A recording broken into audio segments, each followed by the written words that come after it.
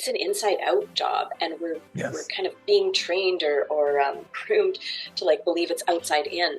Yeah. And it's the outside is super alluring. Like, it's really easy to believe that, like, oh, all the truth about who I am and my value and my worth and how I function and what I need is all out here. Mm-hmm. But I think it's a racket. Have you ever had a moment in your life where you felt like the universe just kicked you square in the junk?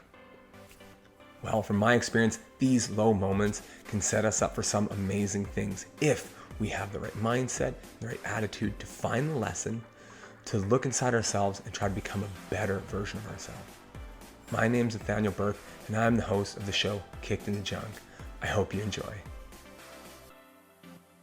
Well, thank you so much, Tanya, for being on the show.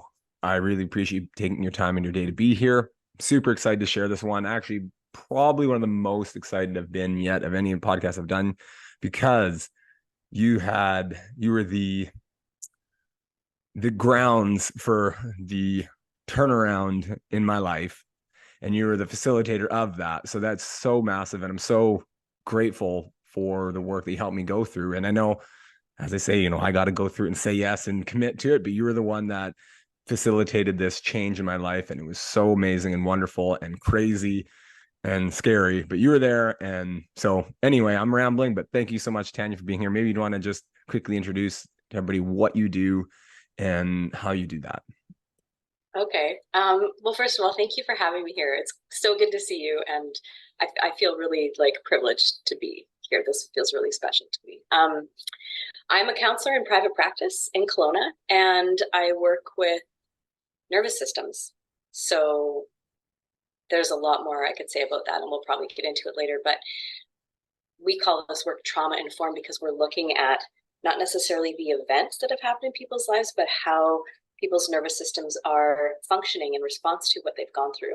So it's very somatic. It's very focused on what's going on in the body, which manifests in different ways: emotions, behaviors, yes, all that kind of thing. But we're always kind of going through events or stories or different doorways, I want to call them, into the nervous system and doing the work there at that root physiological level. Because that's where I find, for myself anyways, in my life, I experienced the quickest and most profound change. And that's what a lot of people that I work with say and experience as well. Absolutely. And you know what? I think what resonated, well, a couple things, but one, how you presented and how you just described it there, I found was so critical. It was actually the reason why I wanted to work with you, is because I had a few phone calls with other people, and it was kind of like, I don't know. And then just how you described it and how you talked about it was so like, oh, this made sense to me perfectly, because at the time I was a personal trainer doing a lot of work with the body. And it's a very easy way to, because I'm all about like, anybody in this space, it's like, okay, you can go so far in it and you can do all this explanation. And yeah, we can really get into it, but you're here to help average people, most people, right? You want to help as many people as you can. And how do you do that? You have to speak to them. Right. And people that are trying to improve their lives, that want to get better, they know about the body, or at least they know that fitness and that is a critical aaspect. And so to be able to speak to that, and that's what it was for me. It was like, oh, I know the body well, and I know the physical side of it, training and all this. And then it was like, oh, and there's this. I'm like, oh, like that's amazing. So yeah, I think that work is so cool. And like I said, how you explained it was so critical for me. And I think that's a great way to help other people see the benefits of it. Maybe do you want to take a second and explain, because it resonated with me so well, and I so vividly remember how you described working with the nervous system and what that looks like. And you gave me the example of the polar bear and what that looks like, and the deer. And I've kind of given snippets about that on my podcast, but maybe do you want to dive into what that looks like for the animal kingdom, and then how that kind of correlates to humans? Okay, I'll give it a college try. I'm not always the best at explaining this piece, but I'll see what I could come up with. So our physiology is similar to that of animals, in that we have these survival responses that we're meant to follow and listen to and allow to mobilize through our system to help us get through big overwhelming events. And Yes. sometimes we don't know how or haven't had modeling how to actually follow those impulses and let those responses complete inside our own systems. So the example I like to use is a gazelle in, a country where gazelles live, and being chased by a predator. Mm-hmm. That gazelle is going to run. It's going to run for its life. And if it doesn't get away and the predator gets the gazelle and, say, starts chomping on its leg, the gazelle is going to go into a freeze state. It will likely not die right away, but it's going to go into a complete shutdown state. So it was running first. That's a flight response. It knows it can't fight a predator. Its nervous system knows that. So it's going to go into a freeze response. And let's say the predator is chewing on the leg, and then all of a sudden some hyenas come in and start, getting close to the predator's, lunch. The predator is going to turn, go to take care of the hyenas. If the gazelle is still alive, it's going to leap up and run for its life. This is like a coherent, mobilizing flight response. It's going to run, hopefully, back to its herd or some safety. It's going to recognize, and again, animals aren't going to be thinking this cognitively. This is all happening in the physiology, in the nervous system. Yeah. It's going to get to that place of safety, whether it's with its herd or in some bushes or somewhere where, when its body knows it's safe, there's going to be recognition of that. And then it's going to start trembling and shaking and releasing all of those high potency chemicals, adrenaline, et cetera, in its nervous system that kept it alive while it was being chomped on, while it was running. It's going to release those chemicals. It's probably going to have a big sigh, and then it's going to snack on some trees and get back to business. We're made to move through overwhelming experiences similarly. Yeah. It's not that black and white for us. We have a whole bunch of different conditioning. We have different societal expectations. So, our I want to say survival physiology can get trapped in our bodies and start looping and create physical pain, maladaptive functioning patterns, emotional stress, relational stuff. Like, the manifestations of it are pretty wide. But yeah, Absolutely. And you know what? It's so it just goes to show you, like you said, that I mean, when they look at DNA, for example, of like humans and compare them to animals, I think, again, don't quote me on this, but I'm pretty sure like with cats, we have like 96% of the same DNA. Right? Something like wildly similar. Even like bananas, which is really like, I remember reading it was like a tree or something. We had like 50% of the same DNA. So just to kind of show you, like a deer, we're going to have a lot of similar DNA, and that our nervous systems, yes, we have a conscious mind, a subconscious mind, but our nervous systems are their own mechanism. And I think that's kind of the point you're getting at there, is like their nervous system has some mechanism to deal with this, and these animals have this. We have a similar mechanism, but how often do we get to actually use that and pay attention to it? right. And now more than ever, even now, I mean, when I first saw you, that was 6-7 years ago, whatever that was. And now much more than even 7 years ago, because there's so many more things in our lives that are causing us to, if you're feeling an emotion, what do you do? Oh, I'm just going to distract myself with my phone, and I'm going to distract over here, and I'll get this little hit of dopamine every time I go on TikTok or Instagram or all this stuff that are so big now and so stimulating. So we never really get a chance to check in. I believe it's the term always used to use, is check in with our nervous system and see how it's doing. So it's really, we're society's kind of as a whole is being trained to not do that. Man, that's so well said. I really agree. And I've seen that pattern, like wanting to kind of rise up in my own system. And I really believe, and I'm learning more as I go, doing my own work and working with people, that it's an inside out job. And we're kind of being trained or groomed to like believe it's outside in. Yeah. And the outside is super alluring. Like, it's really easy to believe that, like, oh, all the truth about who I am and my value and my worth and how I function and what I need is all out here. But I think it's a racket. I think it's actually, it all comes from in here. And this is just reflecting that back to me. So it's making that shift, coming back into like attending to ourselves in this way is coming back to the inside where everything gets created from.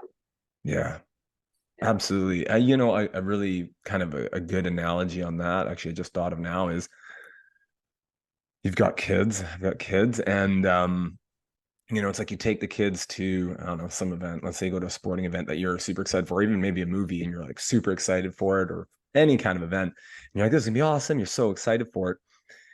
And the kids go to this event and they're not. And they're like, well, this is lame. And why? And it's like, well, because they're not happy, and they're not happy before because they're thinking it's going to be lame. And then when they get there, they think it's lame. And so it's like, but it's the same thing. And then another kid Mm, beside them could go to the same thing and be like, oh my God, it was amazing. And it was because they're just preconditioned. Right. And it right. was up here. And it was up here that they just decide in their head, this is not going to be fun. I've seen this with my daughter a lot, or one of my kids, and it's just not going to be a good time. And they don't have a good time. Versus if you could have the same person doing the same thing, or it's not the same person, but a different person thinking of something that is going to be amazing, doing the same event, and you get a totally different result. So my point there is that it does start from within. Yeah, we could go down rabbit holes up the wazoo with that one. I could just go nuts on that. Yeah. Absolutely. But it's just it's just to kind of like put a little thing on it. This is what I'm learning. It's like it all starts here with ourselves, and it all starts in our own head. And the more you can be aware of those thoughts, listen to them, but be aware of them and harness them, that controls that's your life, Mm, right? Like yep. really, it's the emotions that go on in your own head. And if you're like, you lost your job, like that's great. I didn't like that job anyway. And like I'm super excited for this, and this. You're like, this is amazing. The next person would look at that and go, oh my God, my life's crushed. What do I do? And go into depression, or, start going down another path. So Right. And definitely, so much of it's conditioning. yeah. And like what we've just accepted as truths and not even really questioned. And I think there's so Ooh, many like layers of this. There's the ancestral layer coming from like how many generations back. Then there's yep. what we're living in collectively. Then there's kind of what we believe because it's made us feel good or it's helped us survive something. And so much of it has come unconsciously. Like because I don't believe that people would consciously choose their own suffering. Mhm. And so it's this, Right. we're making the unconscious conscious. And one way we can develop a deeper, more connected relationship with that is working with our bodies, because our body is literally an expression of our subconscious. Yeah. So we start here, we start paying attention here, we build that relationship, and all of this starts to change. Yeah. Yeah. Absolutely. I know Sevi didn't want to go down it, but you know what? I'm so intrigued. I've heard the saying a few times, and I've kind of had like little snippets of it, but I understand the conditioning very, we're a product of our environment, right? And our own mindset, which is again, you can call the environment as well, could.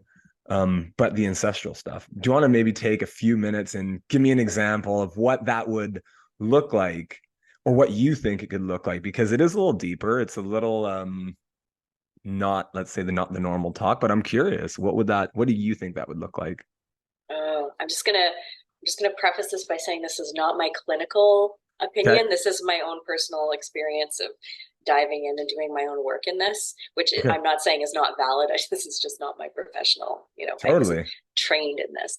Um, there's an author and a practitioner who works with um, generational trauma and ancestral patterns, and his name is Mark Wallen, and he wrote a book called "It Didn't Start with You," Hmm. and it was meant to be his like a syllabus for teaching this course, and he decided to make it into a book and publish it and just let everybody have access to it that way. So he talks about how I have to be careful how I say this. He talks about how when your grandmother was pregnant with your mom, you were also there as an egg in your mom's like womb as a fetus. So Oh. right there, there's three generations Oh, huh. all being informed by the physiology of your grandmother. So everything she was going through Huh. was also having an impact on what was going to be you. And he says it much more like succinctly and like Totally. educated. But you know what? That's a really easy way to just bridge that gap. And this is right? it's no surprise you're able to do it so well, because that was something I thought, like I said before, you do so good, and that actually makes perfect sense if you think about the physiology and how that when people are born and all that. So like, yeah, that makes perfect sense. And I'm sure you can go back further, and there's a lot of like stuff I've heard that goes, you know, further back, but even just Yeah, that is enough to go, oh, right, okay, yes, those cells feel that, that's right? right. Those They're cells feel that informed stress. by Yes, they're that. informed of that stress, that good or bad, whatever it is, right? Both. So Yeah, and all of yeah, it. that's Yeah. super interesting. And yeah, definitely something to, again, I want to, we'll leave that for now, but there's a lot there to, even just for other people too, if you're on the journey of healing and self-awareness and just trying to better yourself. I wouldn't say like go through and rip apart your family album and start pointing, you know, then that, but even just being aware and asking questions. If you're feeling something that you're like, I don't know where this came from, what is Mm, this going on? Like, you know, I've done all this work, what the heck? And then, you know, maybe just ask like, hey, did this ever happen? I always say it's, you know, good to know, and good to like just kind of explore, but explore with an open heart and open mind, not being like, oh, that's why it's on them, you know, they did it. And I find that right. sometimes people can do that because then they're pointing the blame versus just being That's like, right. oh, this is a thing, this is just what happened, okay, that's, you know, this is how I can move through it. Yeah, that's such a important point, I think, because it can be really easy if we're coming from a place of victim mentality and like all Yes. of this has happened to me and I'm overwhelmed, then we're just going to apply that everywhere we look. And that Yeah. it's not so much about blaming others. I mean, that's one thing that can happen, but it doesn't serve us to stay in that place. Mm, And so we have to catch that pattern and help ourselves regulate and ground, because until we can, we're going to be seeing everything through the filter of that. And there's something else that you said that I wanted to comment on. You were talking about generational stuff. No, it's gone. Okay, if it pops back, I'll let you know. But it was like, I'm oh, that thing. oh, okay. I was gonna try, I'm trying to help you. Sometimes I forget. No. I think it's like gone Yeah. for now. So yeah, you made the note. I made some notes here, but we're gonna come back to it because it's gonna tie into the next question, and I want to talk about regulation and self-regulating, and that was something we talked about lots when we were working together. You're working with Mm. me, or I was working with you together anyway. Together. Yeah. Yeah, together. So the podcast is called Kicked in the Junk, and because life hits us sometimes with just stuff, and then we're like, what is going on? And it just feels so bad, and it can just hit us so hard and crumble us. But what I'm finding through all these interviews and diving into this is like it's the start of a rebirth. It's a start of a new thing. It's a start of this amazing journey that is yet to come. And and in my head, it's like if you can, if we can, as a society, look at those low moments and say, like, oh man, that sucks for you, instead of being like, oh my God, not to, there's a way to do it tactfully, but if you can, if it's somebody you're really good friends with, you're really close with, it's like, hey, yes, I get it. This thing sucks. But hey, remember like all these other things you've happened in your life that were really bad and then something amazing came from them. Maybe just try to keep that in the back of your mind. So that way it makes the tough times easier. So a question Mm. then, long-winded, but what was your kicked in the junk moment? Yeah, because I only have one. I wish, right? Honestly, there are so many. I think my junk got smashed before I even came into the world. Like, yeah, and I want to be careful because I know there'll probably be people listening to this who will be impacted by my answer. Um, can I be vague? Yeah, that's fine. Okay, Or just leave names out or just scenarios, whatever you feel like okay, sharing. okay. Um, the environment that I grew up in had a big impact on how I saw myself as a female and my sense of my own worth and value. And I mean, I know I could be telling the story of a gazillion people right now, Mm-hmm. Yeah. which isn't to make it less, but just I'm aware that this is a very common story that a lot of people have. So I was a sensitive human, Mm-hmm. and I really wanted to like please and be good and Yeah. be accepted and belong, Yeah. and I had to take on different personas in order to feel like I was doing that and being effective at it. So And again, this goes back to like early survival systems of like not wanting to be kicked out of the herd. Um, what do I have to do in order to make sure that, like, because that's where my safety is. But it's an interesting dynamic when the herd isn't safe and being kicked out isn't safe. What do You're you kind of do? fucked. Yeah, I'm Yeah. not allowed to say Yeah. that. I just said, Too late. No, that's yeah. fine. But you're right. there's a I want to call it a pattern, but I'm not sure that's accurate. In when we talk about early developmental trauma through like a somatic experiencing lens, and I'm sure other modalities talk about it as well, but like there's this place, let's say if you're, if baby's in the womb and let's say mom drinks Mhm. or is getting beat up or, is engaging in something that's not safe for mom or baby, baby's in this dilemma because baby's getting fed directly by mom. Right. So everything that's going into mom's system is influencing baby. And so baby's physiological choice is cut off my life supply Mm. and risk death, or stay open to what's coming in and risk death. So we call that inescapable attack. Oh, well, yeah. You're screwed this way and you're screwed that way. It's a Yeah. physiological dilemma. And a lot of the people that I work with come into the world with this Yeah. dilemma laid down in their little nervous system. So this is the blueprint. And I'm not saying this isn't a life sentence. This Mhm. is just like an early piece of the blueprint. Mhm. And obviously their system showed up for them in a really incredible and resilient way because they're still here and they're looking to deal with this Yeah. issue and how it's showing up in their life. But regardless, it's still a really foundational thing that informs how you take life in, how you engage with life. And Yeah. that's part of my story. So think about if you're looking at everything like as a threat, Yeah. and then trying really hard to pretend like it's not a threat, Mm. all the interesting dilemmas you can get yourself into. That's kind of my story. So Oh, continual junk kicking, sort of oh, perpetuated by patterns for survival. right. Yeah. And I know this is why, but I'm guessing this is why you got into this work. I know that's I'm pretty sure that's the answer, but truly, right? It's like, you know, we do this, right? Where it's like, well, I've had this experience. It was so awful. And call it for what it is. If it was awful, right? And that's okay. And it's not pointing blame. It's just what No. happened. It's what it is. And then as you move through it, you're like, man, I can't. And like you can't be the only one. I can't be the only one to have experienced stuff like this. I have to help. I have to help. Like your heart and your soul are calling to help people in those scenarios.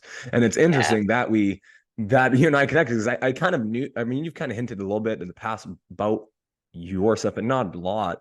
But it's even more interesting that I connected with you at that point in my life when I felt like it was at that exact moment where I was like, I could do this and it's super painful, or I could do that and it's super painful. And I feel like I'm kind of stuck right here. So it's Mm-hmm. really interesting that that was your thing, your history and background, and I'm gonna go on a whim here and say purpose now, right? Or Yeah, maybe. part of it Yeah. maybe, Yeah. but a calling nonetheless, for sure. And that I was at a moment in my life where I was at that spot. But it's funny is you never told me that, and I kind of talked about it a little bit, but I think our first conversation was just like it was pretty vague and didn't say much. So Yeah. Well, and like therapists don't really talk about themselves unless it's going to be like helpful for totally. the client. But I'd guess, I don't know how many people who do similar work you've had on your podcast yet, but I would guess just from the colleagues I've talked to, we tend to attract clients who, Yes. are struggling with things that you are very familiar with. And so Yeah. it just seems to be a thing. Yeah.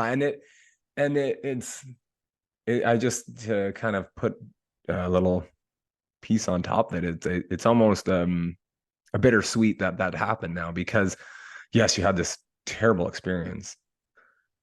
And obviously, like, and you're not the only one. I mean, I've had tons of people that's like some of these experience were like people being dead on the road almost to like suicide to like crazy stuff.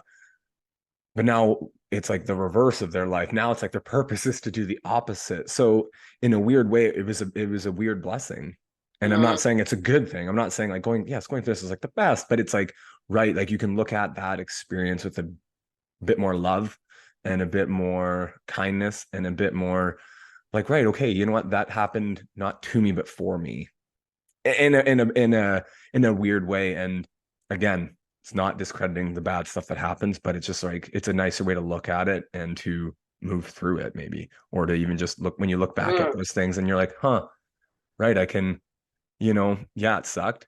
A good example is like I grew up very like my parents didn't have very much money and we didn't have a lot, but and I would, when I was a kid, I was like, oh, this sucks. And I was always so upset. And I was always so upset.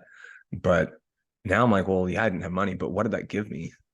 Give me drive, like a lot of drive to be like, okay, if I want something, I'm gonna go get it.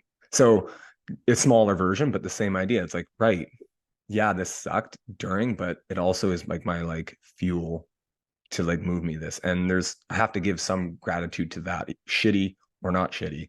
I have to give some to that. So it's I just a nice really way. get that. Yeah. Yeah, yeah. And not everybody has the capacity to look at things like that, maybe because they're still kind of Yes. stuck in the pattern. But you Yes. and I have talked about this before, I think, back in the day, about this idea. I think it's called like the broken bone theory, where if you break a bone Mm. and it gets set properly and it's allowed to heal, if the conditions are set so that it can heal well, it's actually going to be stronger in the place where the break was than if the break never happened. Yeah. And Mm. that's how we're made. So Yeah. we have this capacity for resilience. And I kid you not, this is probably the only reason I keep doing this work, is because of the hope that Yeah. exists in that when we can do good repair in the nervous system physiologically, if we can come through experiences that maybe happened like 30 years ago, but it never got to complete inside of our Yeah. system, and we get to complete and come out the other side and have like the life energy restored to us that was always meant to be ours, but it was hijacked because we never got to finish this thing that took over. We're actually going to be stronger and more resilient and more able to show up for our lives Yeah. than we would if the thing never happened. Yeah. It's like we're literally made for this, which I just think is really cool. Not that I want anyone to have to suffer or go through stuff, No, but no, like we actually become more of ourselves if we get the proper support. totally. Yeah. Yeah. And you know what? It kind of reminded me of our just of our first meeting together.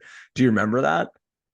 I remember certain pieces of it. So I've Yeah. talked about it multiple times on the show, and it was just so interesting that like just how intense it was.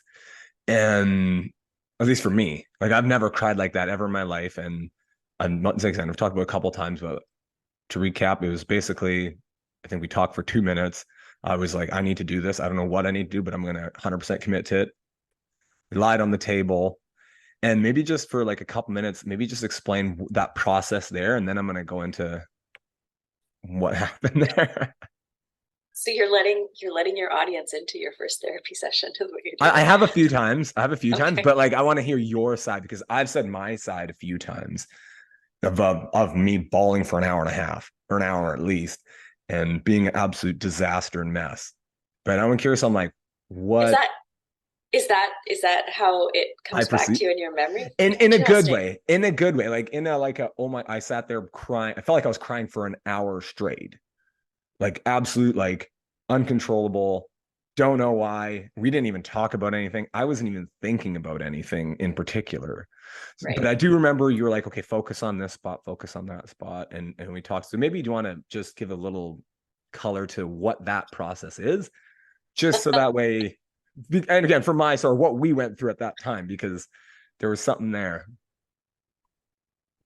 Okay. I'm just gonna say I didn't look at your file before we got on here, so like it's not like right That's a there. big one, though. But I've got no. But I've got some thoughts based on what you said about what was likely going on. I mean, we probably sat down together and talked a little bit about your history. And I don't usually take a really uh, expansive history from people because we're not going to dive into those stories and get the nervous system all jacked up and not be able to like support it. Yeah. So I ask a few specific questions that give me an idea of what people are managing Hmm. physiologically, and it's just a snippet. I usually ask if they know anything about their birth story and Mm. what they were kind of told about what they were like as a baby, how you're sleeping, what's your digestion like, Yeah. any significant injuries, that kind of thing. Um, and then I think you and I had decided that it was going to be most supportive and productive if we did some work on the table, which is Yeah. trauma-informed touch work, which is Yeah. inviting the nervous system to receive support via touch. But it's inviting, but it's not demanding. And it's a very, I want to say, like a delicate balance, because you're not asking the nervous system to like, hey, do this work and notice this and da da da, which is often very different from what our nervous systems are used to. We're used to like having to Mhm. go to this thing and then put out that fire and do that and that. Yeah. So it's for practitioners who practice trauma informed touch work, I guess they would probably agree with me that it's holding this intention of invitation without demand. Mm. And I think we probably started working at your kidney adrenal Yep. system, so your back. Yep. And I would say more than 50% of the time when we make contact with that part of somebody's system, and we go through a bit of stuff first, we make sure it feels okay for you, Yeah. for me to be on your left or your right, Yep. I or remember that. Yeah. you know, It we're, was we're setting the conditions. the right side. Yep. It It felt was the better on the right. right side, which is weird because I was like, oh, it don't matter. And then I'm like, oh, it does matter. That's weird. It doesn't matter. It feels different. Yeah. Yeah, and again, that's a somehow that somehow people know this, Yeah. and it's about having that experience, because we can have stories up the wazoo about everything, but until you actually tune in and feel the thing, Mm-hmm. you don't really know. So but what I notice is quite a bit of the time, a high percentage of the time, when we touch into the kidney adrenal area, there's going to be a sense of, or there has been a sense of like relief, Mm-hmm. and almost like this, the nervous system recognizes there's someone else here, Yeah. who is offering something. I don't have to do this by myself anymore. And it's not a cognitive process, but it's something that happens in the body. And often there's a lot of tears, Yeah. because if you think about how long we've been doing a thing, Mm-hmm. maybe some of us have been embracing patterns since before we came out of the womb. Mm-hmm. And if our nervous system recognizes, oh, I don't have to do that right now, there's going to be release. Sometimes it takes 6 months for that to come. Sometimes it happens immediately. It always surprises me, because I never quite know, how Mm-hmm. someone's system is going to respond to the offer of support. And some nervous systems can't even recognize the support is there. Yeah. So there's a whole I spectrum see that. of responses, but it's just about hanging out and not putting a demand on the system, and inviting the support to be received without, demanding that it is. Yeah. And it Yeah. was I still think to this day, I'm like, man, that was just because we didn't talk. It wasn't like you were like bringing up stuff, but I just remember being like, oh, just like all of a sudden, like just like kind of like relaxed. And then it was just a wave. I'd be like, oh, if you feel anything, just feel it. I'm like, okay. I just got hit with this tidal wave. But you said it earlier, and this is the cool part. So, like I said, I think I cried. It must have been an hour. I think it was an hour of like straight crying. Felt I'm like an hour. guessing it probably felt like that. I think I would have remembered that. I remember though, you said distinctively that was one of the most intense experiences you've seen yet. I do remember that because I was like, oh, okay. Did I? Did I Yep. say that? Okay. Yeah. Yeah. I mean, that was 7 years ago. So you might have worked with more people that are, just as nuts as me at the time. I would not call it nuts. I know. I called myself nuts. But that needed that support that extremely. And the cool part about it, and this is what you said earlier, was that it was like I could see things better. And like just like and I'm not even talking about like the feeling and whatever. I saw things better. Quite literally. I noticed things in my world that I didn't notice before. I'm like, I didn't know that was there. I ate food. I was like, this tastes really friggin' good. Food that I've had before. Why does it taste better? Things started to smell better. Weird, right? Food. I was starting to remember people's names better. and things better, because that was always a struggle. Mm-hmm. So it's to add to your point earlier, like I said, it does allow for you to be a better version of yourself when you're holding on to all that, right? When you're Mm-hmm. holding on to that, how can you live? How can you thrive when you're in survive? Right. It's literally taking up space Yeah. and energy that wants to be used for other things, but it's being used because it feels like it needs to help you survive in that way. And that's, again, that's just our survival physiology at work. So glad we have it. We Yes. need it. Yes. Of course. And we likely don't need it the way that our bodies are sometimes engaged with it. And there's like we literally call that increase in capacity. Yep. I remember using Like, the term. Yep. yeah.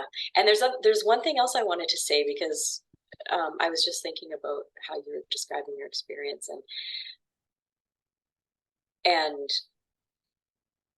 and you and I might have talked about this also, maybe not though, that like even if we have these big releases, Mm-hmm. that can also be overwhelming for the nervous system. Like Mm. we've spent so much time in overwhelm that our bodies had to take on these patterns and behaviors in order to cope with that. And Yeah. so ideally, in a situation of someone coming to see someone like me for therapy, we're going to titrate these waves that are coming, because Mm. if the nervous system has been in overwhelm to such a point that um, it's got all these great management strategies on board, then we don't want to just like blow the gates open Yeah. and have everything Yes. come. So there's this like, okay, let's find the equilibrium, because Yeah. our nervous systems have been through so much for so long. We want to be able to communicate other things are possible. We don't have to be overwhelmed here, and we don't have to be overwhelmed to repair. Like it can be gentler, it can be slower, we can do less and Yes. still get as much. So that's something that, you know, we're always working on in therapy, as different nervous systems get to know each other, but it's Totally. important. Yeah. Yeah, absolutely. And on that, that was my experience. And I know you've helped other people, and that wasn't. It was like you said, very slow and gentle. But it was just funny because that's how my wife always says, like, you just like to do things. And so that's just apparently how I need to do it. Awesome. And yeah, and you know what? Like I said, or like you were saying, I don't think everybody needs to have that approach that I did. That's just the way I live my life sometimes, is like I like to learn things and I like to learn fast and do it now. So that worked for I'm with me. you. Yeah. And I was like, all right, if I'm gonna and in my head, especially at that time, I was like, I'm gonna commit and I'm gonna go all in. I don't want to tiptoe it. And that was me. Some people need to tiptoe it. And there's some things in my life like I'm gonna tiptoe this thing. But at that time I was like, nope, I'm going all in, committing. And so that's why I think I had such a big experience. And because I was like, I'm diving. So, hence all the waterworks. It's You're hilarious. It's interesting to hear you say that, because I have a very similar experience in life. Like I want the full, Yep. Give me the smorgasbord kind of thing. And what I found working with my own practitioners in this particular work is they're always slowing me down, Okay. always inviting me to do less. And then Mm, I get like pissed off and I'm angry with them, because that's actually where the life energy is. The reason I'm going so fast and so hard is because this is the survival energy fueling mm, this trajectory and this like level mm, of speed. And when we can slow things down and do less, and sometimes it's not appropriate to do that, but when we're doing this work, it's really, really productive. um, when we slow things down and do less, we actually get to see what's jammed up, or maybe mm. what's not expressing itself in these other places. When Yeah. I mean, did we talk about martial arts? Did Uh, you and I ever talk? I don't I, know. I feel like we might have, but I had one instructor who was like, if you can't do it slow, then you can't do it. And I remember thinking, yes, I can. I can do it better, faster. Like that was just, again, my survival physiology and those patterns that were well worn in my system talking. But if Yeah. I get all wobbly and fall when I'm doing it slow, how can I do it with stability when I'm doing it fast? Mm, absolutely. So we're building stability and regulation and capacity in the system. We have to slow things down Yeah. in order to do that. So even though we might have these behaviors, like I'm a member of that club, card Yeah. carrying 100%, and I was not able to create lasting change until I started slowing things down and doing less. Hmm. Yeah. Interesting. Hey. Yeah. And yeah, it's funny because I'm just gonna add a little piece to that. So I did some like martial arts training with a guy actually who's on our the show Rico. Okay. Rico, I can't, Rico de Caro Antonio, I think is how you pronounce his last name. Super great guy, but we did Korean sword fighting. And one of the techniques, I was like, I just can't get it. And I was like, I'm just going to go fast. And it was funny because when I did it fast, I was like, oh, I got this. I got this. I got this. I could do it fast.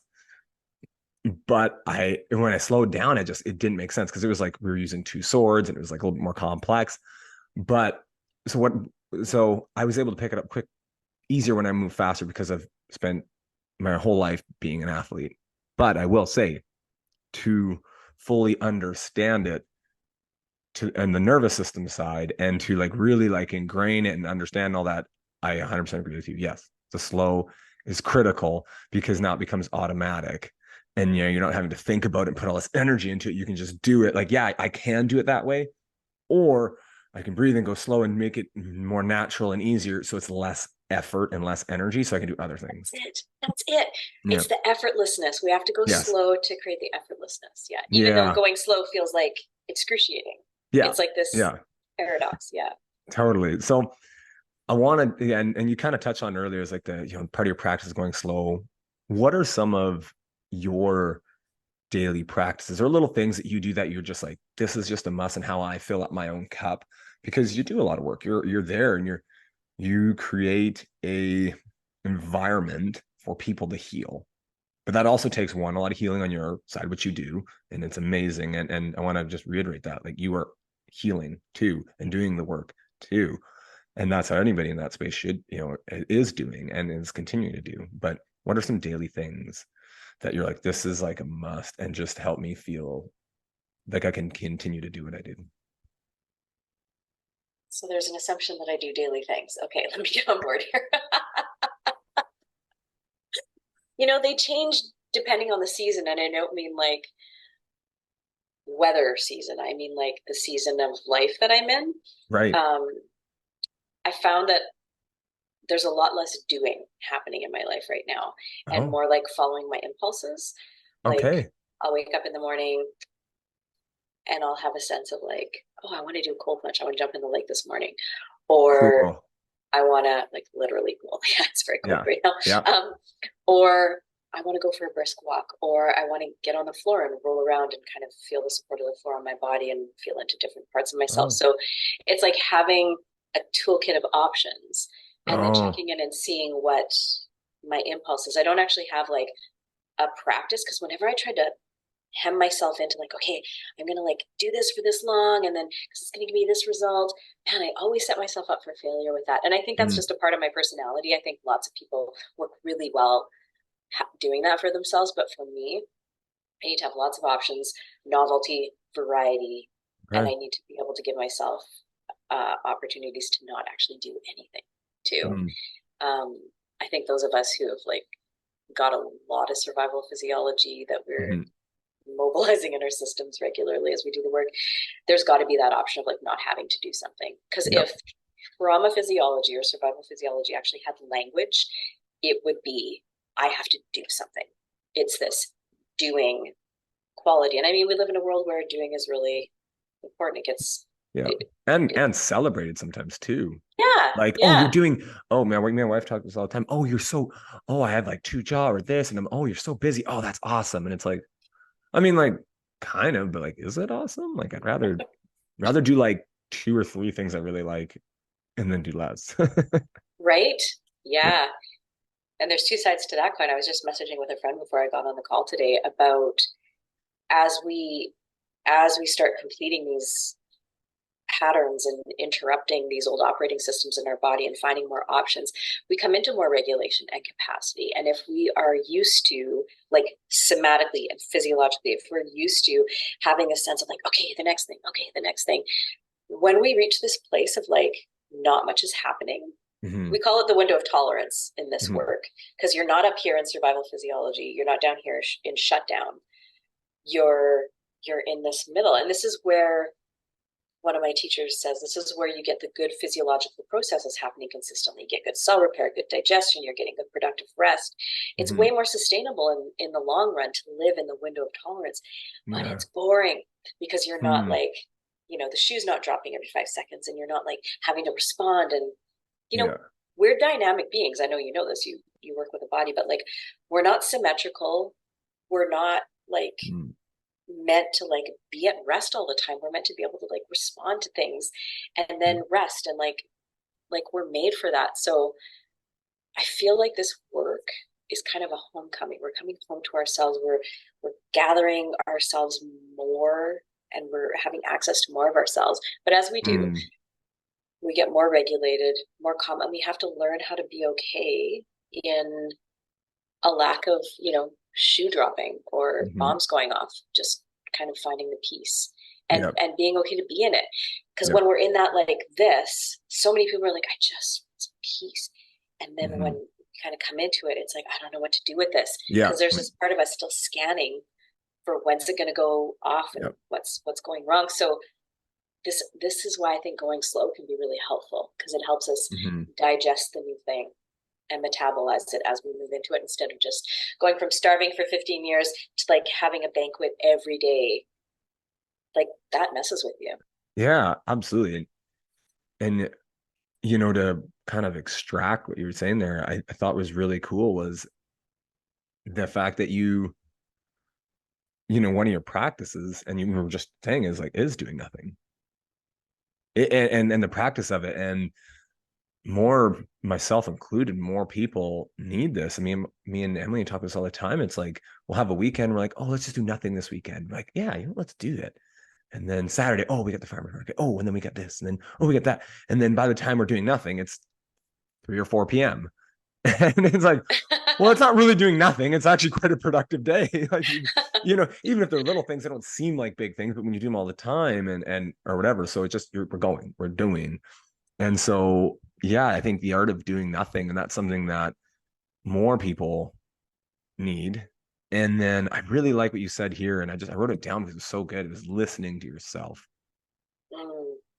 And what a underutilized tool and practice, I think, myself, society, anybody. Like, how often do we truly listen to ourselves?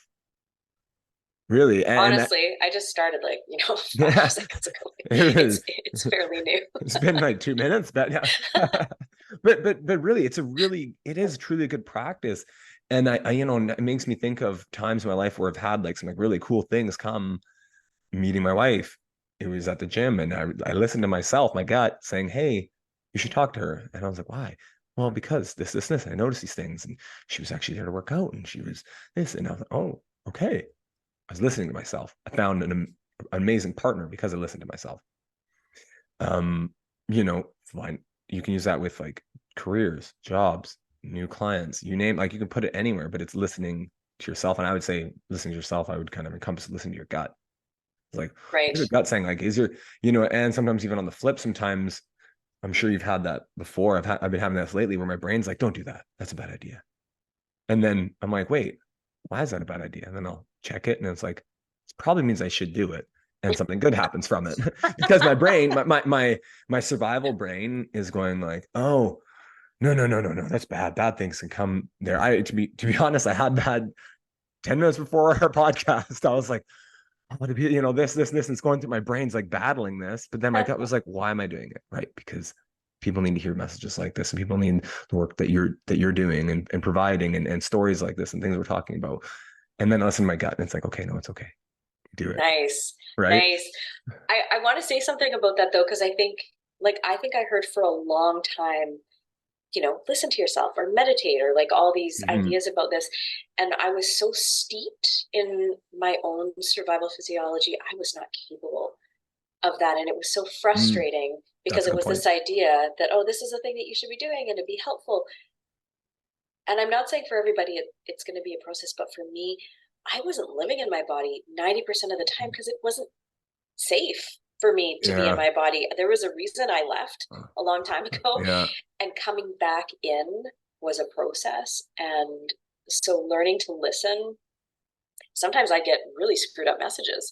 If I was listening, myself would tell me things, because lots of people have to literally gaslight themselves to survive certain environments. So then you've got this, the brain is just so good at mapping and laying down patterns without any like Mm-hmm. sinister agenda. It's just this helped. Okay, now this is a new part of my, Yep. blueprint. So there's a lot that might need to become uncoupled before people actually have that capacity to listen to themselves and hear something that feels possible, like an impulse that actually feels Yeah. healthy and supportive, That's a really, really good point. I'm glad you brought that up because you're right. Sometimes people's impulses is, oh, I'm so stressed. I'm just gonna play my video game for like 2 hours. And you're like, and again, I actually play video games, nothing wrong with it. I think that they're actually a lot of fun, can be a lot of fun. But again, is it like, oh, well, I'm already super fired up. And maybe again, this is like me saying to them, they're nervous or they're in their own heads, this isn't how they feel, like you mentioned, but it's like you can tell they're so fired up and not in their own body. Well, I'm just going to do this. And it's like, well, that's actually, you're playing this super stimulating game. Plus, it's like pumping a lot of cortisol through your body, you know, and these other things are going on. Maybe it's not the best, but that's what feels the best at that moment. That's So, right. Yeah. so that's a really good point. I'm glad you said that. And personally, for me, this is why doing the work with you was such a pivotal point in my life because it was like, oh, I need to do practices that support that. And so Mm. for me, it's meditating now, and it's like daily, sometimes Mm. twice a day. And I remember when we first talked about it, I was like, oh, meditating. I was like, okay. And I remember sitting there for 5 minutes, was like, this is excruciating. What am I doing? Mm-hmm. But I remember you gave me that one book. It was amazing. And I was like, okay, there's value here. I need to keep doing it. And I kind of my theory or my model now is again, take with a grain of salt because every scenario is different, but I do the uncomfortable.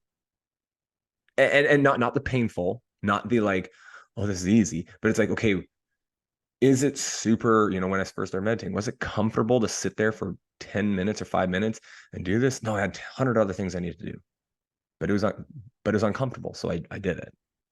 Mm. Right. And again, I said it, but I was like, I'm gonna do 5 minutes and I'm just gonna close my eyes. Whatever happens, happens. I don't care, but I'm gonna do it. And I just kept doing it.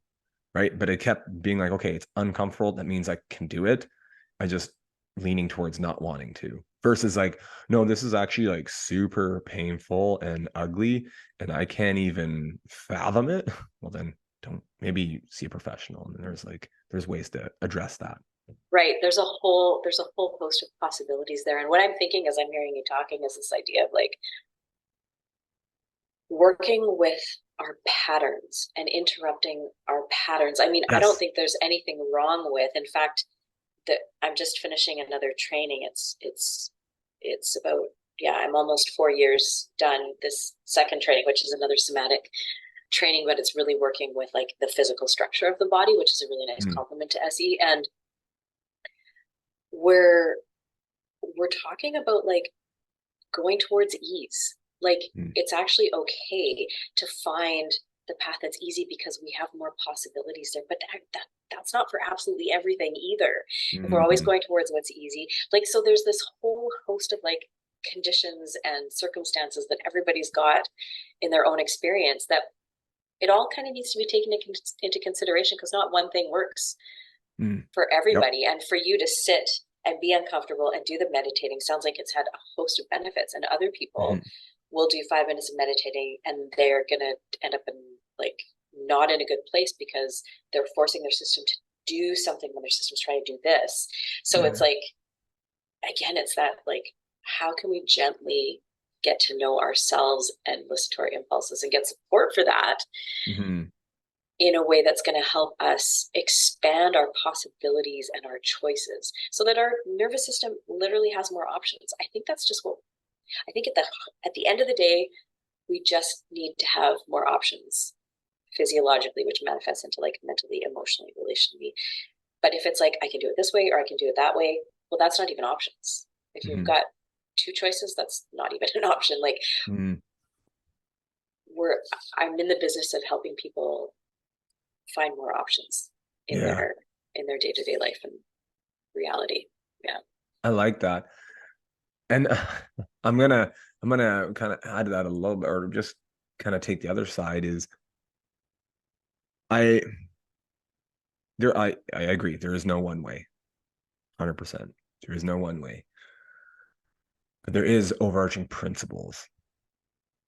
always overarching principles. Mm, And one principle that I've found through all this work is the self-awareness mm, and the consciousness of something, mm, of a problem, of this.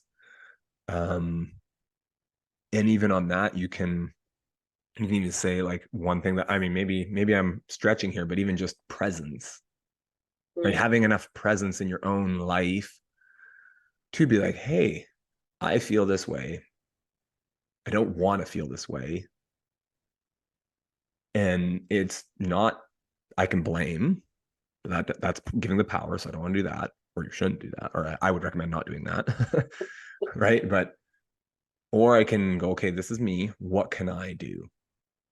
Mm. And I think that maybe even to like back, maybe it's not overarching principle. Maybe it's just to take it a step further is like, right, taking ownership.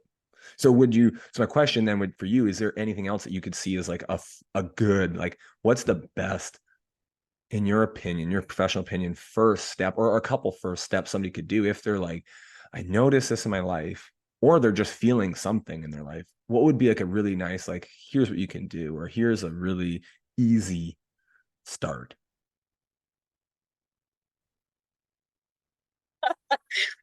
That's I know it's a that. hard one.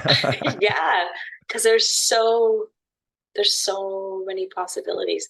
Totally. I think it would come down to one question that I ask my clients and myself a lot is, so you're noticing something. Mhm. How do you notice that thing? Because I think noticing what Yeah. we're noticing and how we're noticing it gives us more information, and then we can make some decisions. Yes, that's a good It's just one. a teeny little titration. Yeah. And you know what? I would add to that. And I think, or maybe that's what you're meaning is like, what are you noticing? So a feeling, right? And where do you notice it? I'm assuming you mean body. Well, Or that's how I perceived it, as body. Like, where do you feel it on your body? yeah, some people can access that and some people can't. But it's like if Okay. someone, like I was just kind of trying to take your invitation as sort of broad, Broad. and like if Yeah. someone's Yeah. like, oh, something doesn't feel right, Mm, how do you notice that? right. And like, what's the information? Yeah. Because often we're responding to a gut sense, or maybe it's a belief system, or maybe it's something that is actually like affecting us and crossing our boundaries from the outside. Like, Mm, but if we're used to having like this teeny little narrow tunnel of where we respond to things from, just mhm, asking, how am I noticing that? mm, Can bring more information, and a lot of people don't have access to that either.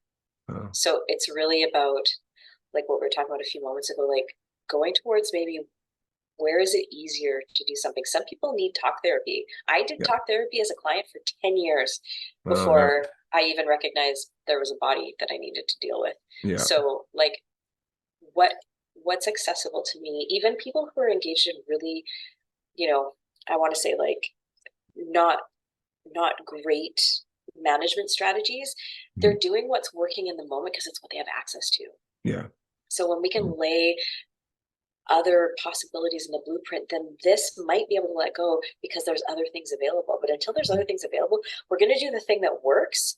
And mhm. it's working because we're still here, even if it's making our life look like a shit show. Yeah. Right. That's a good point. Yeah. So it's Yeah. always like, where can I go where there's some ease? Right. Yeah. I like that. And it opens, and like you said before, it just opens it up. And I think to kind of add it, it's just like I said earlier, just the self-awareness and just being like, right, there's something that I don't like, something's different here. And I need to just bring aware of what that is. Right. And then you can start exploring and asking, like you said, ask those questions, where can I go? That's that I can change, or it can be easy. So I really like that.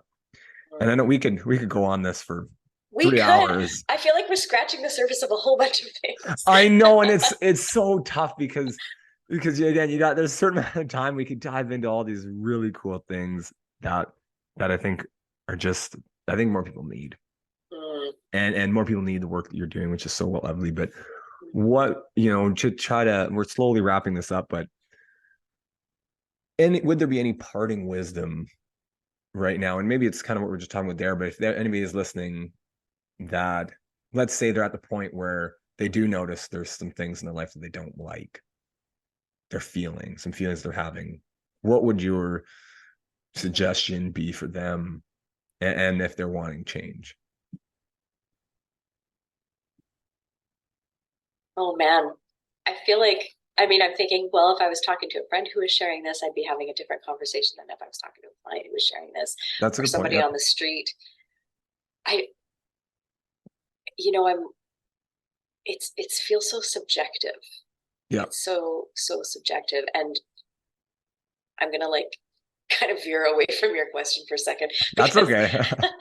every person that I sit with, their nervous system has had a host of experience Yeah. that if I deal with every single person the same way, Mm. they're not going to get the benefit. So it's like Yep. my job is to meet people where they're at in the capacity that they're at with the awareness of the experience that they have available and work with that. So it would really depend. It would really depend on how they were recognizing their feelings and how much Mm. discomfort are they in and what's their support system like. Like Mm. one thing I was going to say about something you said a few moments ago was like, I feel like I have this, I want to say like privileged opportunity to work with a whole host of different people who, you know, don't know each other usually and are going through experiences and are on a track to wanting something different for themselves.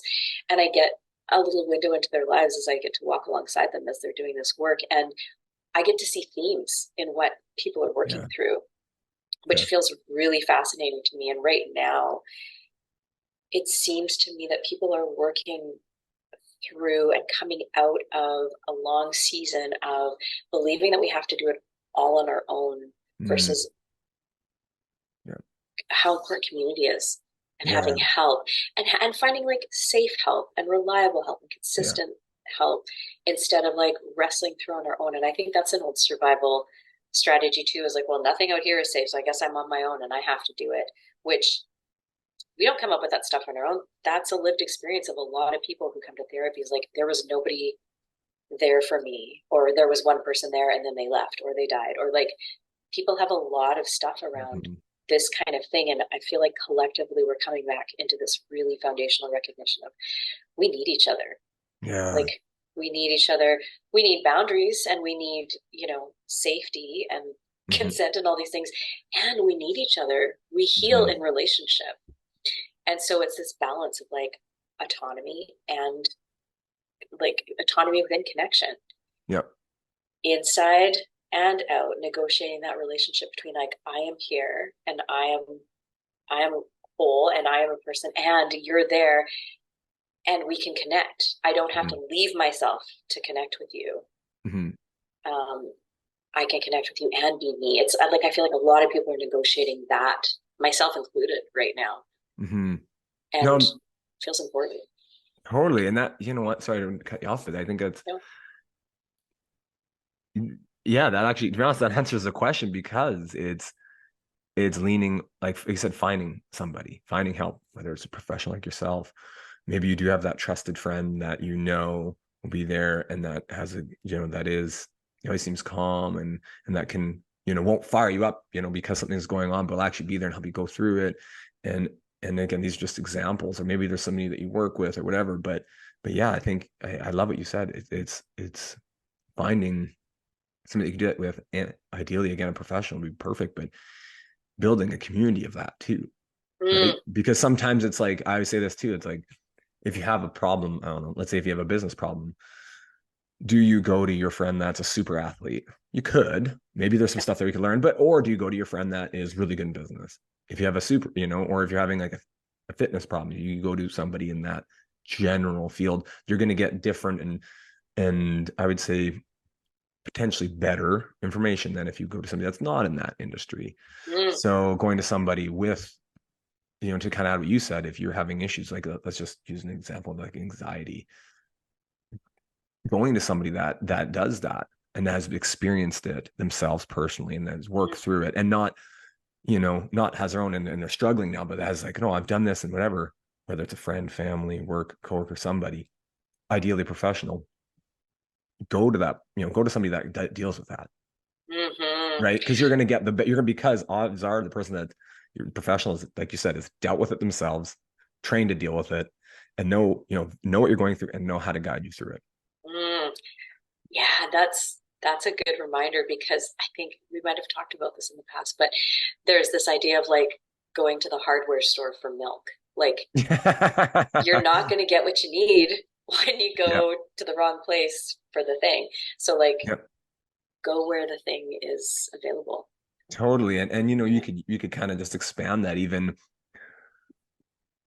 along the lines of, I mean, especially if people have ongoing conditions, let's just say that's just a good example. And you've seen the doctor and you've seen physio and they have a place and they're wonderful. And I've never, you know, we need our medical system, but it's not the end all be all and it's not the fix all.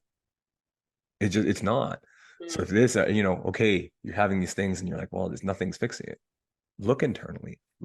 Because I do remember, and this maybe to just kind of wrap this up nicely, is like I do remember when I was seeing you, I was having terrible digestion issues, right? And things I'm like, why am I like having these like gut gross feelings all the time? And it's been going on for months and I couldn't figure out why. And I was changing my diet and I know tons about nutrition and like, oh, I cut out dairy and I cut out this and I cut out this and I stopped doing this. And then funny enough, when we started doing that work and as the healing got better, well, guess what else got better? All this mm, other stuff. mm, Right. So mm. it's not that that's what you do, but it all comes back to the body, like you said before. And if your nervous system's calm and in that rest and digest, well, guess what? You can rest and digest. And those, funny enough, those are the two things that I was having the biggest issues with was sleep and digestion issues. So Oh yeah. Yeah, that's well said. And sometimes people, like you said, the medical system has its place, mhm. and I want it to be available for certain things when I need them, and sometimes it's not the thing also. Yeah, Yeah. So it's like, absolutely. yeah. No, and I'm sorry, just gonna say, just willing to explore, right? Willing to have a conversation with someone like yourself or have a conversation with a professional in that field. Mm-hmm. Um, Mm-hmm. because and it's good that you're noticing where people are realizing this now, but we're not on this earth alone. We don't have to do everything alone. And yes, you are in control of your own life and you are responsible for your own life, but there's people there that genuinely, and this is what I noticed from you from the beginning, was you genuinely wanted to be there and help. And it was like, I'm here, like, and you could feel it. You were here, you were present, you were willing and wanting to do everything you could to help me, which is amazing. And I'm sure other clients feel the exact same way. So, so I guess my last thing would be to find something in that field and then find something that's really there and present, because I did talk to a few other counselors and I was like, it didn't really seem like it. Mm-hmm. Right. And when you have that combination, I think then you can get some, really wonderful things and even probably even better results than you thought could happen. I think that's possible. I totally think that's possible. And I'm so glad that was your experience. And it's not everybody's, it's going to be Yeah. subjective, Yeah. because I think we're just wired to feel more secure and safe with different qualities in other people, and Yep. but just even the fact that people can gauge that information from inside themselves, like, oh, somehow I know this feels better than that thing. Yeah. Good. That's what we want to be able to follow if we have access to that information. Yeah, absolutely. And, we need that. Right. And Yeah. why not? Why not heal and why not live just the best version of yourself, which is so amazing. So Mm-hmm. thank you so much, Tanya, for being on the show. Thanks I'm for having so, me. so glad you're here. I'm so glad that we were able to do this and that you're still just being who you are and helping. Not only are you healing, which is always amazing, and all of us are always healing. There's always things going on that we're healing from, but because you're doing such good, you've done that work there, you're able to do so much more now and more than even when we were meeting. So thank you for being on the show. How can people reach out if they want to follow you or if they want to call you or reach out? How can they do that? Um, that's a good question. I get asked that a bit, and I don't have a huge internet presence. I don't have a website, but if you Google my name, Tanya, and my last name is Wishlove, Wishlove, my Psychology Today profile will come up, and then you can find me that way. Too funny. That's actually how I found you. So there you go. There you go. I haven't changed much in that way. Awesome. Well, Yeah. thank you again so much for what you're doing. I appreciate you and all the work you've done with me. And I'm sure everybody else that works with you appreciate you as much as I do. And thank you, Zan, for being on the show. Thanks And for having me. It was great. Great to talk to you. absolutely. And I'm sure we'll chat again soon. So thank you so much for listening to this episode. I really appreciate you taking the time of your day. Hopefully you're learning from these episodes, as I know I am, especially with these interviews. They are so wonderful. If you want to support the podcast further, please like and share. If you haven't yet, you can go on Spotify and rate the show. That always helps. You can subscribe on YouTube. And then lastly, you can go to lifepurposely.ca, sign up for our newsletter there, where we are sending out weekly thought-provoking ideas and ways to help you live your best life and to live with more purpose, and tips and strategies that we find change our lives.